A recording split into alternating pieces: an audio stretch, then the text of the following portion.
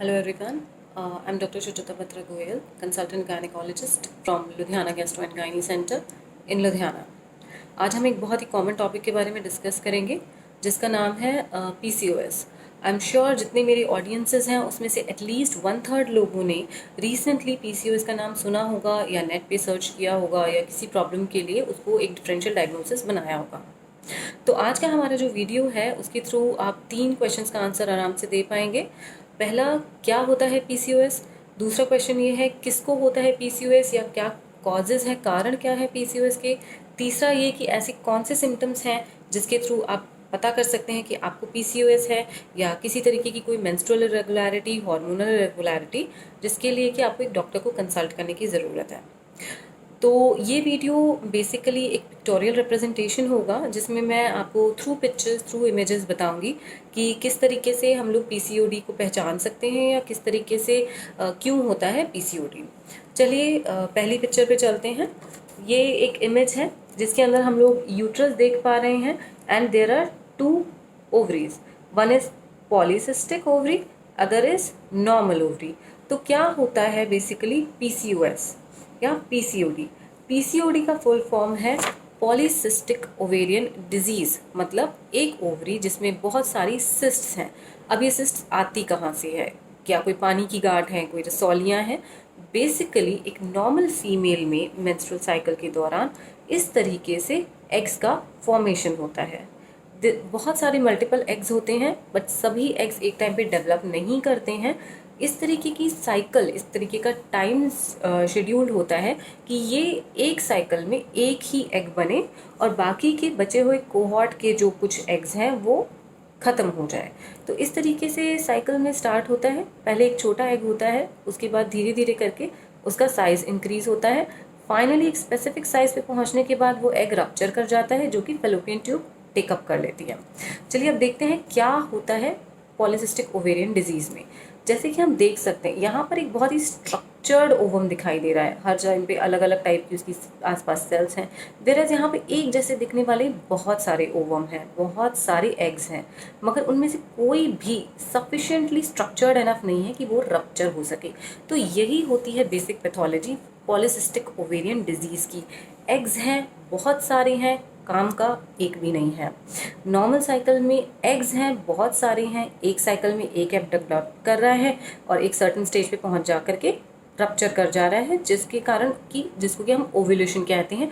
और उसके बाद ये फैलोपियन ट्यूब ने एग को टेकअप कर लिया और यूट्रस के अंदर उसको पहुंचा दिया. तो क्या होती है पैथोफिजियोलॉजी PCOD की, क्यों होता है PCOD? देखिए बहुत सारे कारण हैं PCOD के. पहला कारण, बहुत इम्पॉर्टेंट कारण है ओबेसिटी. 2 तरीके के PCOD होते हैं, एक होता है लीन PCOD, एक होता है obese PCOD. Obese PCOD usually मोटापे वाले लोगों में होता है और ज़्यादातर कॉमन होता है. लीन PCOS थोड़ा सा कम कॉमन होता है, उसके भी अलग कारण होते हैं. तो सबसे पहला और सबसे इम्पॉर्टेंट कारण है ओबेसिटी. दूसरा कारण है हमारी फॉल्टी डाइट्स, हमारी faulty lifestyle, lack of exercise and eating of fast food and obviously faulty environment. तीसरी प्रॉब्लम जो है वो है जेनेटिक्स. आप जेनेटिकली किस जेनेटिक फ्रेम के बने हुए हैं.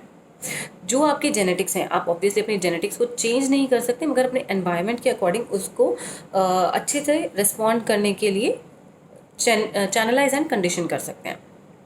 अगला कारण है जो कि एक बहुत इंपॉर्टेंट कारण है वो है insulin resistance. I am sure आपने डायबिटीज़ के पेशेंट्स में बहुत सारे लोगों को इंसुलिन लगाते हुए देखा होगा. तो what is insulin resistance? Insulin है बॉडी के अंदर प्रोड्यूस हो रहा है, या तो थोड़े कम अमाउंट में प्रोड्यूस हो रहा है जिसके कारण डायबिटीज़ हो जाती है, या फिर एनफ अमाउंट में या ज़्यादा अमाउंट में प्रोड्यूस हो रहा है लेकिन जिस जगह पे उसने काम करना है जाकर के वो रिसेप्टर्स उसके लिए उतने सेंसिटिव नहीं हैं, इसलिए बॉडी और ज़्यादा इंसुलिन बनाती है. तो similar is with PCOD. Insulin बन रहा है बॉडी में, इंसुलिन का रिस्पॉन्स इतना अच्छा नहीं हो रहा है इसलिए बॉडी को और ज़्यादा इंसुलिन बनाना पड़ रहा है. इसको हम लोग कहते हैं इंसुलिन रेजिस्टेंस. तो बेसिकली 3-4 पैथोफिजियोलॉजी के बारे में मैंने आपको बताया जिसमें से मोस्ट इंपॉर्टेंट है obesity and insulin resistance. Obesity और इंसुलिन रेजिस्टेंस आपस में जुड़े हुए हैं कैसे? देखिए, अगर इंसुलिन रेजिस्टेंस होता है, इंसुलिन का क्या काम है, कार्बोहाइड्रेट्स को ब्रेक करके उनको मेटाबोलाइज करवाना, जो एक्स्ट्रा कार्बोहाइड्रेट्स बच जाते हैं जिनकी एनर्जी रिक्वायरमेंट हमें नहीं है उसको बॉडी में स्टोर करवा देना। तो अगर इंसुलिन का रेजिस्टेंस है तो बॉडी को चैनलाइज होगी इस तरीके से कि और ज़्यादा इंसुलिन वो रिलीज करे ताकि जो कार्बोहाइड्रेट्स हैं बॉडी में वो डाइजेस्ट हो सकें। जब इंसुलिन ज़्यादा रिलीज होता है तो किसी को भी ज़्यादा भूख, ज़्यादा हंगर लगती है, जिसके कारण उसकी ईटिंग टेंडेंसी इंक्रीज हो जाती है। ईटिंग टेंडेंसी अगर आपकी इंक्रीज होती है तो obviously that adds to the carbohydrates, that adds to the fats, वो सारे के सारे बॉडी में स्टोर होंगे, secondarily leading to obesity. Obesity अगर ज़्यादा होगी तो जो फैट होता है बॉडी में वो भी हॉर्मोन्स के कन्वर्जन को इन्फ्लुएंस करता है। ओवरी जो होती है मेनली, इसका स्ट्रक्चर मैं आपको दिखाती हूँ। ये देखिए, ये होती है ओवरी एंड ये है एग का डेवलपमेंट। यहाँ पे ओवरी में छोटे छोटे बहुत सारे एग्स थे एक साइकिल में, धीरे धीरे करके साइज इंक्रीज हुआ, यहाँ पर वो एग रप्चर हो चुका है और उसका जो कर्नल है, उसका शेल है, वो बचा हुआ है। तो इसके आसपास जो आप येलोइश कलर की टिश्यू देख रहे हैं, ये बेसिकली सेल्स होती हैं जो कि हार्मोन के कन्वर्जन में हेल्प करती हैं। एक फीमेल की ओवरी एस्ट्रोजन एंड प्रोजेस्टेरॉन नाम के हार्मोन्स को रिलीज करती है जो कि फीमेल हार्मोन्स होते हैं। थोड़े से अमाउंट में ये मेल हार्मोन्स यानी एंड्रोजन्स को भी रिलीज करते हैं। लेकिन अगर कोई ओबीस है, फैट है, तो उसके फैट में भी एस्ट्रोजन यानी फीमेल हार्मोन्स का एंड्रोजन में कन्वर्जन हो जाता है। और जैसे कि मैंने आपको इंसुलिन रेजिस्टेंस बताया, इंसुलिन रेजिस्टेंस के कारण भी, फैट के कारण प्लस इंसुलिन रेजिस्टेंस के कारण फीमेल हार्मोन्स थोड़े से ज़्यादा अमाउंट में मेल हार्मोन्स में कन्वर्ट होने लग जाते हैं। अब क्या होता है अगर किसी की बॉडी में इंसुलिन रेजिस्टेंस हो जाए? ओबेसिटी होती है। ओबेसिटी के कारण सेकेंडरी इंसुलिन रेजिस्टेंस होता है। या फिर क्या होता है अगर मेल हार्मोन्स इंक्रीज हो जाते हैं? Next comes our question, what are the symptoms of PCOS? क्या होता है पीसीओएस के अंदर? तो आप एक ये वाली इमेज देखिए और आप एक ये वाली इमेज देखिए। ये मोस्ट कॉमन सिम्टम्स हैं जिसके कारण पेशेंट्स हमारे पास आते हैं। मोस्ट कॉमन सिम्टम है इरेगुलर मेंस्ट्रुअल साइकिल, यानी किसी भी फीमेल को मेंस्ट्रुअल साइकिल रेगुलर 30-28 डेज की नहीं है, बट वो इंक्रीज ड्यूरेशन में आ रही है। आफ्टर 2 मंथ्स, 2.5 मंथ्स या सिर्फ मेडिसिन लेकर के पेशेंट को साइकिल्स आ रहे हैं।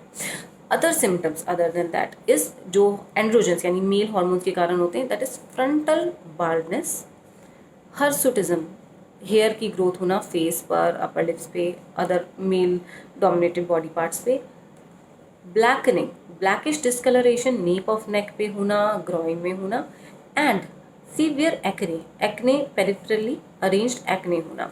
तो ये मेन प्रॉब्लम्स होती हैं पीसीओएस की, या सिम्टम्स जो कि पीसीओएस में होते हैं। अब किन लोगों को पीसीओएस ज़्यादा होता है? जैसे मैंने आपको बताया, जो लोग ओबीस होते हैं, जिनकी फॉल्टी डाइट्स होती हैं, फॉल्टी हैबिट्स होती हैं, या फिर जेनेटिकली प्रीडिटरमाइंड होते हैं, या जिनको खुद डायबिटीज़ होती है, या फैमिली हिस्ट्री ऑफ डायबिटीज़ होती है, क्योंकि diabetes is kind of a genetic condition. तो जिन लोगों को डायबिटीज़ होती है उनके रिलेटिव्स को, उनके फैमिली मेम्बर्स को PCOS as well as diabetes होने के चांसेस इंक्रीज हो जाते हैं।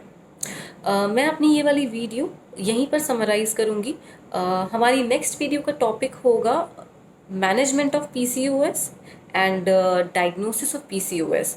फर्दर जो जिस तरीके से, किस तरीके से हम लोग डायग्नोज करते हैं कि किसी तरीके की कोई और हार्मोनल इरेगुलरिटी तो नहीं है या फिर पीसीओएस ही है पेशेंट को, एंड उसका मैनेजमेंट मेनली डाइटरी मैनेजमेंट होता है या एक्सरसाइज मैनेजमेंट होता है। और हाँ, एक बहुत ही इंपॉर्टेंट क्वेश्चन कि क्या पीसीओएस क्योरेबल है या ये एक स्टिग्मा ऑफ द सोसाइटी है? So in case if you want to see my next video, I would like you to subscribe to my channel gastro gynae Ludhiana and keep coming for watching the next videos. Thank you.